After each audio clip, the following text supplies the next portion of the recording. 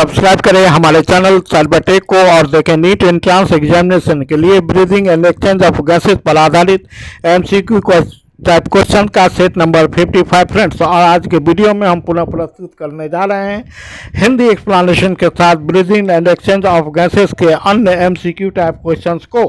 तो चलिए friends start करते हैं आज के वीडियो को। Which of the following function by filtering and keeping the mucus and dirt away from our lungs, निम्नलिखित में से कौन हमारे फेफड़ों से बलगम और गंदगी को छानने और दूर रखने का कार्य करता है? तो वह है cilia. Option number A is correct answer for the question number 1।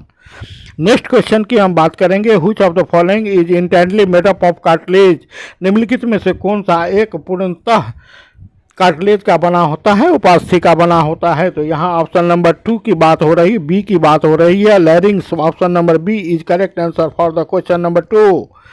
Next question की बात करेंगे, क्वेश्चन नंबर 3।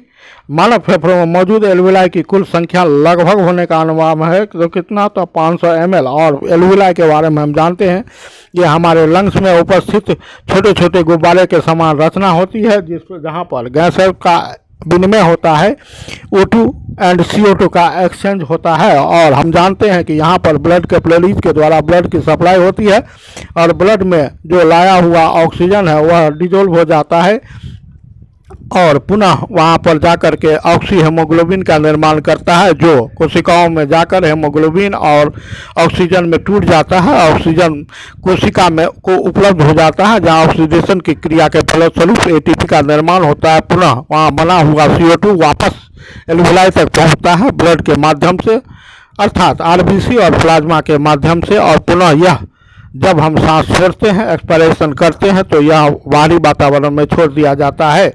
तो हमने चर्चा किया एल्विलाई के फंक्शन के बारे में, एल्विलाई के सिग्निफिकेंस के बारे में। आगे हम बढ़ते हैं, साथ ही साथ हम यहाँ पर जानेंगे कि एल्विलाई के कारण जो सरफेस एरिया है गैसियस एक्सचेंज का वह भी बढ़ जाता है। यह भी क्वेश्चन काफ़ी महत्वपूर्ण है फ्रेंड्स, इसे भी आप याद रखेंगे। नेक्स्ट है क्वेश्चन नंबर 4। श्वास नली किस स्तर पर दो और बाएं प्राथमिक ब्रंकाई में विभाजित हो जाता है? तो वह है option number C, fifth thoracic vertebra के स्तर पर श्वास नली दो दाएं और बाएं प्राथमिक ब्रंकाई में विभाजित हो जाती है। आगे हम बढ़ते हैं, क्वेश्चन नंबर 5 हमारा कंट्रैक्शन ऑफ डायफ्राम के कारण क्या होता है? तो यहाँ पर ऑप्शन नंबर ए की बात हो रही है, increases the volume of the thoracic chamber in the anteroposterior axis, जिसके कारण क्या होता है कि वह जो वॉल्यूम होता है वह चेस्ट का वह बढ़ता है, जिसके कारण फेफड़ा में बाहर से वायु का प्रवेश होता है, ऑक्सीजन मिश्रित वायु का प्रवेश होता है, इंस्पायरेशन की क्रिया होती है। So option number A is correct answer for the question number 5। Question number 6 की बात करें, the exchange of gases between the external environment and the lungs is known as, क्या कहलाता है? तो बाहरी वातावरण फेफड़ों के बीच गैसों का आदान प्रदान को जाना जाता है एक्सटर्नल रिस्पिरेशन के रूप में, बाह्य श्वसन के रूप में जाना जाता है। बाहरी वातावरण और फेफड़ों के बीच गैसों के आदान प्रदान को gaseous exchange between the external environment and lungs is known as external respiration. और क्वेश्चन नंबर 7 की हम बात करें, Which one of the following statement is false about the trachea? Trachea के बारे में निम्नलिखित में से कौन एक स्टेटमेंट असत्य है? तो असत्य है फ्रेंड्स कि it is covered by epiglottis, या एपिग्लोटिस से ढका रहता है। यह ऑप्शन गलत है फ्रेंड्स। बाकी के सभी option number A, option number C बिल्कुल ही सही हैं। तो यहाँ पर हम देखते हैं कि option number B is correct answer for the question number 7। Question number 8 की बात करें, which one of the following is the correct regarding larynx के बारे में कौन सा कथन सही है? तो ऊपर के सभी कथन सही है लैरिंग्स के बारे में, और लैरिंग्स के बारे में आप इसे नोट कर लेंगे। It houses the vocal chords, it prevent the invading pathogens in the trachea, या बाहर से रोगजनक को आने में रोकता है, श्वास नली में प्रवेश को रोकता है। And it is the organ made up of cartilage and connects the pharynx to the trachea, और यह एक ऐसा रेस्पिरेटरी सिस्टम का ऑर्गन है जो कार्टिलेज का उपास्थि का बना होता है और जो फायरिंग्स को ट्रेकिया से जोड़ता है। तीनों के तीनों पॉइंट करेक्ट हैं, इसलिए option number D is correct answer for this question number 8। Question number 9 की हम बात करें, the maximum volume of the air contain in the air by the full inhalation is called, एक पूर्ण अंतःशोषण द्वारा फेफड़े में निहित वायु की अधिकतम मात्रा को कहा जाता है। तो यहाँ ऑप्शन नंबर डी की बात हो रही है, टोटल लंग कैपेसिटी की बात हो रही है, टीएलसी की बात हो रही है।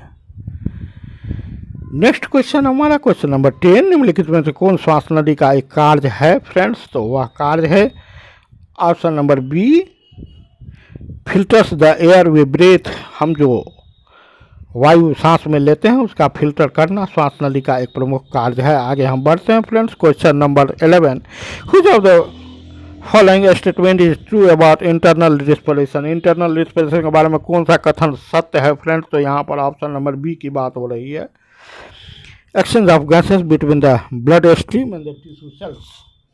नेक्स्ट क्वेश्चन है हमारा question number 12, which of the following organ functions as an air container, air container के रूप में, एयर कंडीशनर के रूप में कौन सा ऑर्गन कार्य करता है फ्रेंड्स? तो यहाँ पर बात हो रही है ऑप्शन नंबर सी की, नजल चैम्बर्स एयर कंडीशनर के रूप में कार्य करता है। आगे हम बढ़ते हैं, मॉइस्चरिंग ऑफ द एयर करता है फ्रेंड्स, जो शुष्क हवा बाहर से प्रवेश करती है उसको मॉइस्चरिंग करता है, एयर कंडीशनर का काम करता है। आगे हम बढ़ते हैं, क्वेश्चन नंबर 13 को देखते हैं, which one of the following statement true about the entry of the air in lungs, lungs में वायु जो प्रवेश करते हैं उसके बारे में कौन सा कथन सही है फ्रेंड्स? तो यहाँ पर ऑप्शन नंबर ए की बात हो रही है, air enters the body and travel to the lungs through the mouth and the nose. Option number A is correct answer for the question number 13। Question number 14 की बात करें, in healthy man the volume of the air that will remain in the lungs after a normal expiration, तो वह क्या कहलाता है friends? तो वह कहलाता है option number B, TLC minus IC. यहाँ पर जितने भी शब्दावली दिए गए हैं, जैसे कि आईसी, जैसे कि ईसी, जैसे कि टीएलसी, जैसे कि टोटल वॉल्यूम और जैसे कि एफआरसी, सभी के यहाँ पर विस्तृत रूप दिए गए हैं। Inspiratory capacity IC, inspiratory capacity EC, tidal volume TV and total lung capacity TLC, functional residual capacity FRC. और यहाँ पर हम देखते हैं कि सभी के विस्तार रूप से स्पष्टीकरण दिए गए हैं, जैसे कि इंस्पायरेटिव कैपेसिटी किसे कहते हैं, total volume of the air a person can inspire after normal expiration, this include the tidal volume and the respiratory reserve volume TV plus IRV. आप इसे याद रखेंगे सभी टर्मिनोलॉजी को, ये परीक्षा पॉइंट ऑफ व्यू से, काफ़ी एग्जामिनेशन पॉइंट ऑफ व्यू से काफ़ी महत्वपूर्ण रहने वाले हैं फ्रेंड्स, और इस पर आधारित बहुत सारे क्वेश्चंस आपको पूछे जाते हैं। नेक्स्ट क्वेश्चन हमारा question number 15, the volume of the air that will remain in the lungs after normal expiration called, normal expiration के बाद जो वायु का आयतन बढ़ जाता है वह क्या कहलाता है फ्रेंड्स? तो यहाँ ऑप्शन नंबर बी की बात हो रही है, फंक्शनल रेसिड्यूअल कैपेसिटी एफआरसी कहलाता है। आगे हम बढ़ते हैं, नेक्स्ट क्वेश्चन को देखते हैं, question number 16, option number D इसका करेक्ट आंसर हो जाएगा, volume of the air that will remain in the lungs after the normal expiration is called. तो क्या कहलाता है फ्रेंड्स? इसे टर्म के द्वारा देखते हैं, ईआरवी प्लस आरवी, और सभी टर्मिनोलॉजी को मैंने पूर्व के एमसीक्यू टाइप क्वेश्चंस में एक्सप्लेन कर रखा है, आप उसे याद कर लेंगे। आगे हम बढ़ते हैं, क्वेश्चन नंबर 17 को देखते हैं।